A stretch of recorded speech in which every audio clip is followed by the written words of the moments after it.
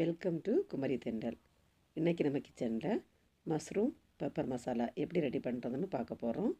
அதுக்கு ஒரு கடாயில் கொஞ்சமாக எண்ணெய் சேர்த்துட்டு, எண்ணெய் சூடானதும் கொஞ்சமாக சீரகம், கொஞ்சம் சோம்பு இவ்வளவும் சேர்த்துட்டு, ரெண்டும் நல்லா பொரிஞ்சதும் ஒரு பெரிய வெங்காயத்தை பொடிசாக கட் பண்ணிவிட்டு சேர்த்துடலாம். சேர்த்துட்டு இந்த வெங்காயம் நல்லா வதங்கி வரணும். அது வரைக்கும் இதை நல்லா வதக்கி விட்டுடலாம்.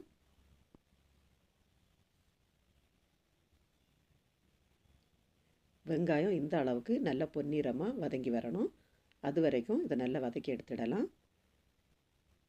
இப்போ இந்த டைமில் ஒரு ஸ்பூன் இஞ்சி பூண்டு விழுது சேர்த்துட்டு, இஞ்சி பூண்டோட பச்சை வாசனை போகிறது வரைக்கும் இதை நல்லா வதக்கி எடுத்துடணும்.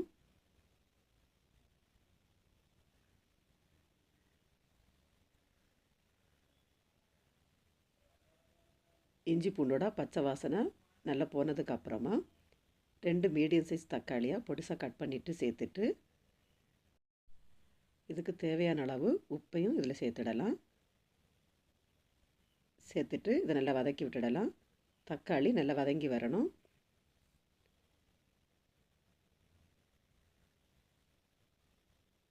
இப்போ இதை மூடி போட்டு வேக வைக்கலாம். ஒரு 2 நிமிஷத்துக்கு மட்டும் இதை வேக விட்டு எடுத்துக்கோங்க.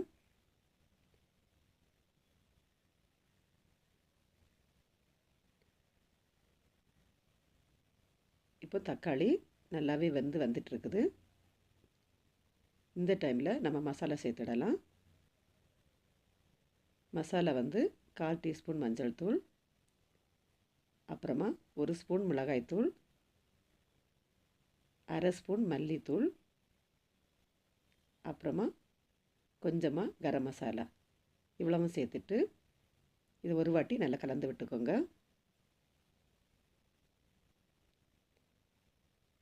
இந்த மாதிரி கலந்ததுக்கப்புறமா இதில் கொஞ்சமாக தண்ணி சேர்த்துட்டு, மசாலாவோட பச்சை வாசனை எல்லாம் போகிறது வரைக்கும் இதை நல்லா வேக விட்டு எடுத்துடலாம்.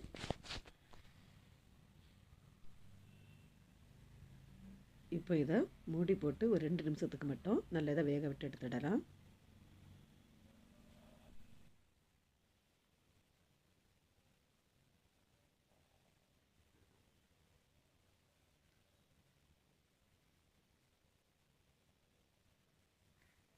இப்போ இந்த டைமில் ஒரு 1/4 kg அளவுக்கு மஷ்ரூமை நல்லா க்ளீன் பண்ணிவிட்டு இதில் சேர்த்துடலாம்.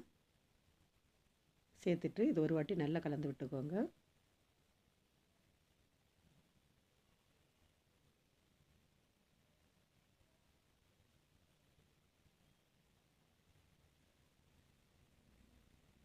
இந்த அளவுக்கு நல்லா இதை கலந்து விட்டதுக்கப்புறமா இது மூடி போட்டு நல்லா இதை வேக வச்சு எடுத்துடலாம்.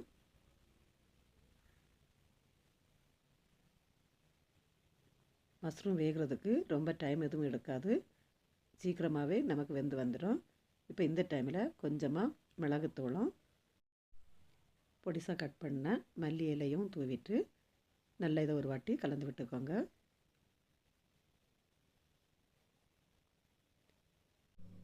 ரொம்பவே சூப்பரான மஷ்ரூம் பெப்பர் மசாலா ரெடி ஆகிடுச்சு. இப்போ ஸ்டவ்வை ஆஃப் பண்ணிடலாம்.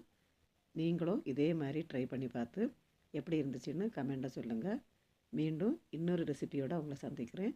நன்றி, வணக்கம்.